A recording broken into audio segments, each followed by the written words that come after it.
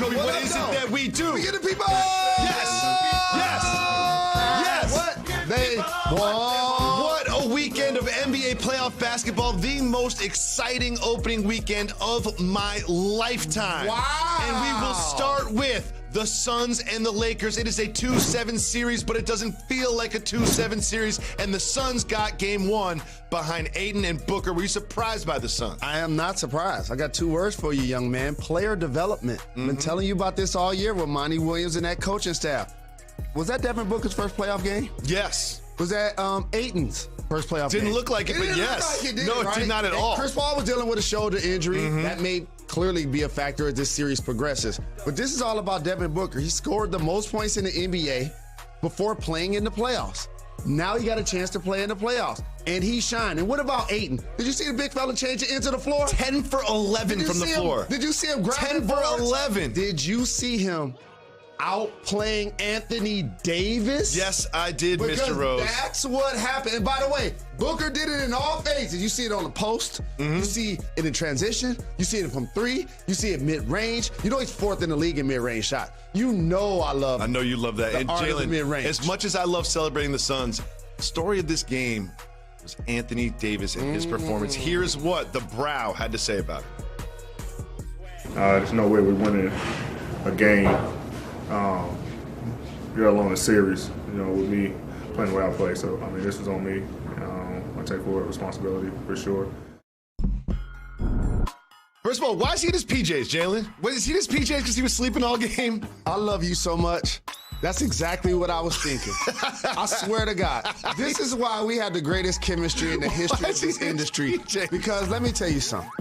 Anthony Davis looks like me at night at home at the podium. That's how I am at the crib. Sometimes you ask me, do I put all of my jewelry on? Sometimes I just do that. I'm gonna have to go IG Live and show y'all. And you know what? That's how he played. And I was watching the game. We had the game. You know the thing I was saying? What? Hey, AD, you know that color area on the floor called the paint?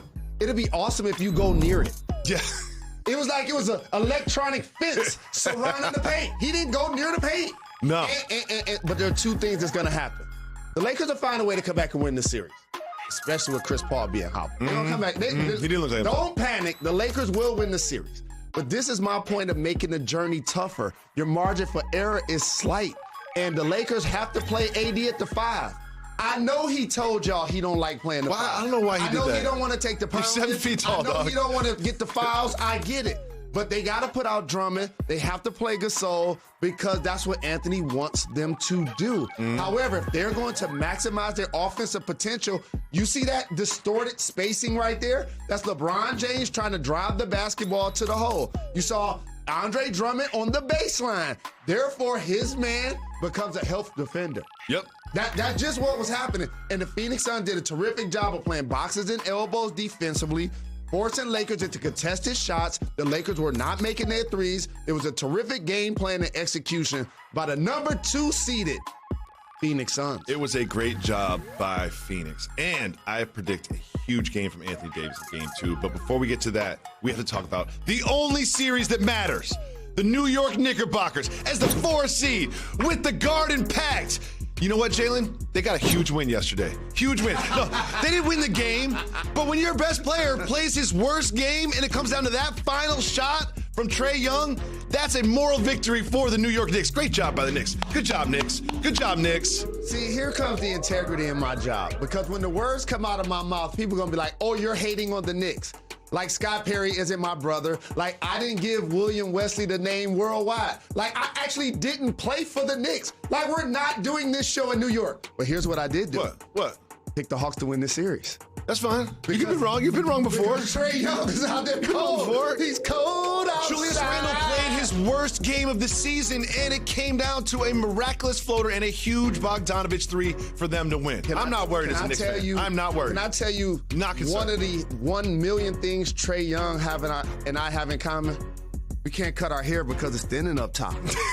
You know what I'm saying? And so therefore, he's shooting runners, he's shooting floaters, he's shooting from 3. And the thing about it is, wasn't it his first playoff game? That was his first. And did he have over 30? Yes. Did he have 10 dimes? Yes. Okay, was Spike Lee there? Yes. Okay, so he put on the show.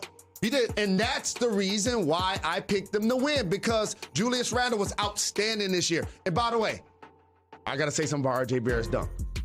Julius Randle was outstanding this year, but like I told you, Nate McMillan, a defensive wizard, is not going to allow Julius Randle, who led the league in isolation, to go one-on-one.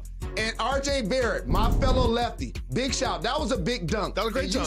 You said the Knicks won, right? Knicks won. All of the Knicks fans, that was John Starks. That was over Horace Might Grant. not get the game, but got the highlight. They in New York fashion. New Yorkers even put MJ in the poster. You know what I'm saying? It wasn't just on Horace Grant. It was on MJ too. And here's the thing. I'm a lefty, and I say this with respect as a former player. R.J. Barrett and I don't have hops. No. Right? No. So got long arms. So it actually has to happen perfect. And right there, that was, dog, you know this, Jacoby. Bogdanovich sort of contested, but like not really. Was in it, but he didn't go after him. He didn't give him no body. No foul. He didn't get above the rim. No. He didn't foul him, and it just looked excellent. It looked excellent, right? But when it was all said and done, I didn't like the end of the game. I didn't like the end of the game. I did not like Trae Young talking to the Garden crowd. Why? I did not like him with the finger to the mouth. Why, you know New Yorker? Why not easy New York Knicks fan? You know why I didn't like it? Why? Because I was mad at him since he hit that floater. And Nerlens Noel should have been in the game. And you can't put Frank Ntilikina in there for no reason at the end of the game. I watched him with his headband on. I'm like, who is that with the headband? Why are you putting Frank Ntilikina in for one possession? When he didn't play the entire game, he's probably surprised when coach went to him and told him to go in the game. And Tibbs is an OG.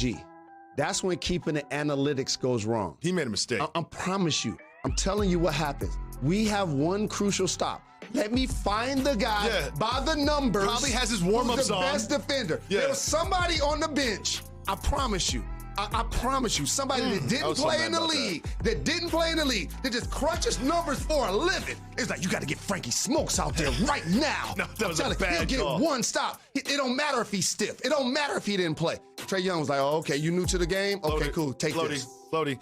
Jalen, there was one result that actually really surprised me, and that was from the Grizzlies and Jazz series. It was late, way past my bedtime. I'm watching this one, and Dylan Brooks and the Jazz beat the #1 seed, Utah Jazz. All I know is this, and I'm pretty sure Memphis Grizzlies fans will tell you this. Before the playoffs started, all season, that guy right there, Dylan Brooks, I've been giving him love for being one of my favorite irrational confidence guys, right? And also, when they were playing against the Golden State Warriors, you know what I had the nerve to do? Pick them to win. Great job. Pick them to win. And by the way, not only can Dylan Brooks lock down defensively, I like the toughness that he brings, okay? And now you pair him with Ja Morant, and you go against a Utah Jazz team without Donovan Mitchell. And what made the Jazz special this year? The 3-ball. Yes. That's what made them special this year, right? Historically well. They broke the NBA, going in. And it was not going in. Not going in. They didn't have another plan. Absolutely. No Donovan Mitchell. And by the way, Ja Morant closed the game well again. He did it against the Warriors. He also did it against the Jazz. And again, the Jazz will find a way, in my opinion, especially if Donovan Mitchell returns, to win this series.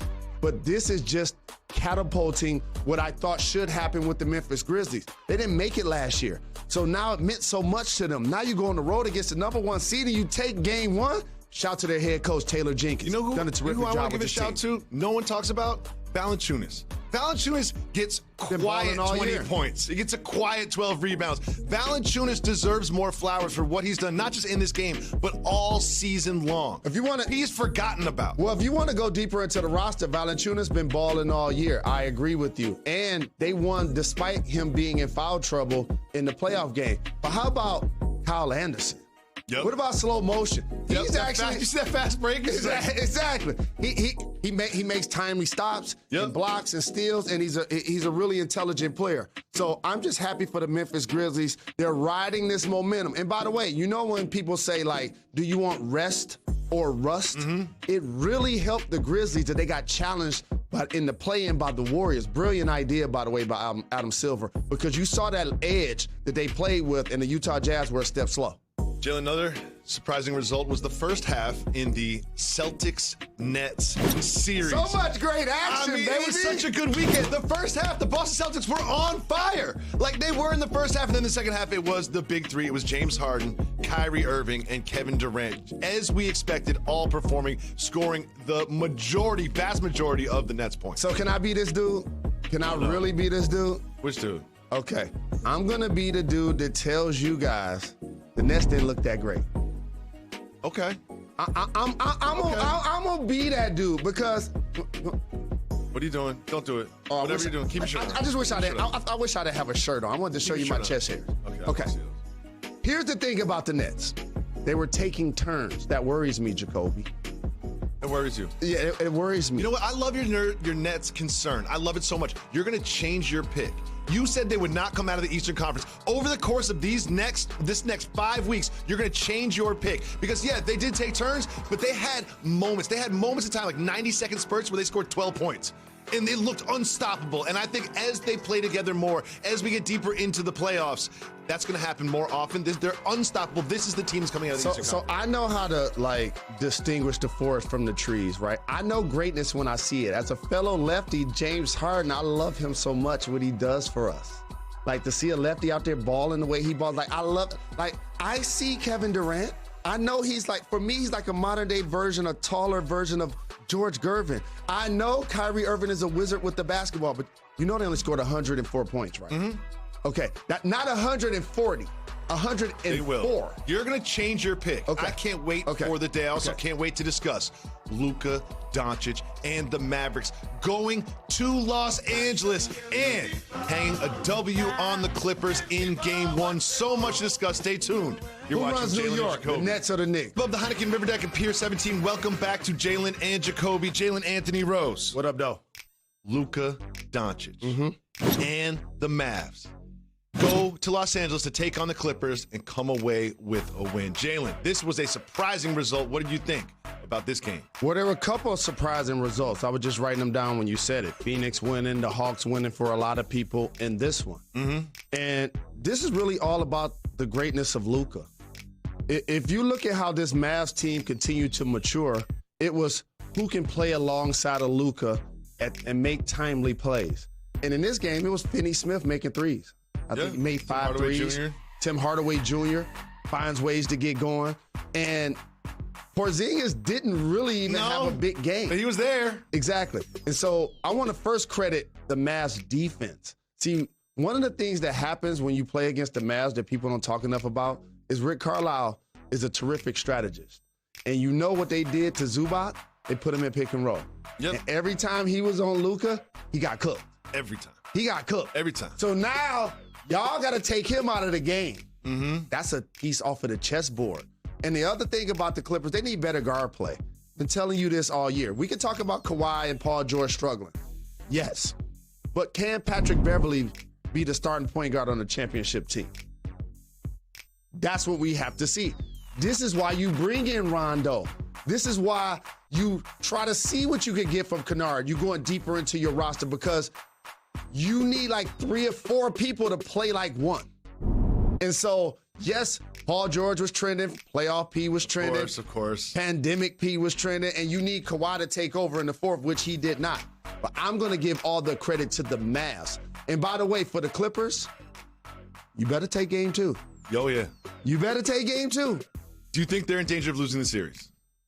I do. I think they still win this series. I think they still win this series. I think they still win this series. It's going to be a long series. Another great series forming Heat Bucks. This one went into overtime. The Bucks needed this one. They needed this one, and they got it from Middleton at the end of the game in overtime. Huge bucket from him. Tough shot. Give my guy Middleton some love. Somebody like you to just appreciate fancy passes in between the leg, behind the back. What about my guy that's going to get you 20-plus without highlights? He just do it with game winners. And here's a big change for the Bucks this year. They just flat out owned that they're going to get a ball to Middleton in the clutch. Mm-hmm. Oh, yeah. He's a closer. That's a closer. That's a big psychological change for their roster, okay? And now that you added Holiday, who made a timely steal and a layup late in that game, you see where Giannis is? He on the baseline. Yep. That's what happens when you don't make threes or free throws in the game. We're going to get a ball to somebody else. And I appreciate the way Middleton stepped up and made a huge shot because emotionally and psychologically, to lose game 1 to the Heat. Oh, no. Especially when the Bucks, especially when Butler and Bam struggled. They didn't just struggle. They were terrible. Right. And if you would have lost game 1, then all of a sudden you start questioning if last year was a fluke or not. But to get game 1 the way they did, it was a huge confidence boost for the Milwaukee Bucks. And it's if you're the Heat, it's kind of like the Knicks. It's like, yes, we lost, but we were so close, and our best player or players did not perform well. We'll see what happens in Game 2. This series is going to be it's going to really pivot depending on what happens in Game 2. Next series, we have to discuss the Blazers and the Nuggets. The Blazers and the Nuggets. This is the 3 seed against the 6 seed, mind you. And guess what time it was, Mr. Rose? Game time. What time was it? Game time. Sure was. You know you got a parking spot on J&J. And here's the thing I was trying to tell you about your guy, Campazzo. Oh, no. Okay. Not a great night for him. Trouble when Dame come to town. I told you. It didn't look good for my guy. I'm off Campazzo. I'm off Campazzo now. We knew it was going to happen, but I know it's going to look like that. I don't know if you can put him on the floor. Shout to Carmelo Anthony. Yup. So you going against your former team, you getting booed. His terrific start to the game helped boost the Blazers. And then here's the other thing. Only 1 assist for the Joker. Wild. Season low. Wild. Now, normally when a center has 1 assist, it's no big deal. Yeah. Especially if he had 35. Yeah, Rudy Gobert has 1 assist. It's fine. Right. Yeah. And he have over 30, and he have over double-digit boards. Normally, it's not like, oh, okay, he only had 1 assist. But that was actually the game plan. Let's listen to the Blazers discuss what they had in store for Jokic. Gotcha. Just trying to make him score, man. It's not like we try, let him go to score, but we want him to score, basically not get involved teammates. We know when they're at their best, he's setting the table. He's dominating the game. They want him to score, Jalen. Explain. That totally makes sense because he unlocks the floor for his teammates. And so all of a sudden, you double team him, you triple team him. He's spraying it out to three-point shooters like Michael Porter Jr. When you force him to be a scorer, you stay home with those guys and you saying that you're going to make him beat you with his offense, especially without Jamal Murray. That's when you can do that. Yep. No Jamal Murray, no Will Barton. That's when you can use that strategy. Jalen, finally we have the Wizards against the Sixers. Jalen, this game... The league on fire, dog. Was a little sleepy, this one. The league on fire, dog. This one was a little sleepy, but the Sixers ended up getting the win. One thing I found interesting, Ben Simmons, they don't even need him to score. They've got Tobias Harris and Joel Embiid to produce the scoring. Ben Simmons helps in other ways. Well, as you start to get older, like, that's what maturity is, like looking yourself in the mirror and owning who you are. Yes. And I credit Ben Simmons for realizing I'm not going to shoot outside of the paint. Ever. I'm not going to be a three-point shooter. Ever. And I'm just going to own my floor game. Mm-hmm. That's what you saw this shit from Draymond Green, by the way. Yep. The exact same thing. Yep. And you saw Ben. Welcome back to Jalen Jacoby. That man, Russell Wilson, was upset with the Seahawks. People were putting him in trades to Chicago and other places. And now, head coach of the Seahawks, Pete Carroll, says that is old news. Drama is over. How do you feel about that? I feel that the destinations dried up. That they were calling about around the league for Russell because the Bears were calling. They just didn't get a deal done. They got Justin Fields now. And by the way, Russell said that he wanted to be protected. I didn't see them really go hard on offensive linemen in the draft. Not really. Exactly. So stay tuned. That's Pete Carroll's side of the story. Let's see what Russ has to say about this. We will, and we have a lot to say.